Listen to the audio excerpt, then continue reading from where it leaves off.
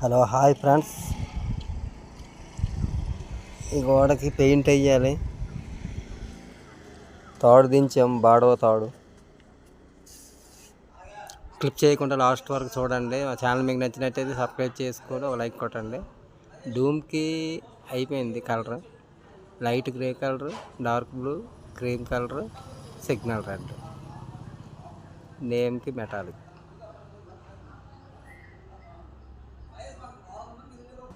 ఈ వాల్కి మొత్తం కలర్ వేయాలి. తాడు దించాం, తాడుతో వేయాలి. చాలా హైట్ కదా, ఫుల్ బ్లాక్ అయిపోయింది. ఫుల్గా పేపర్ కొట్టాలి.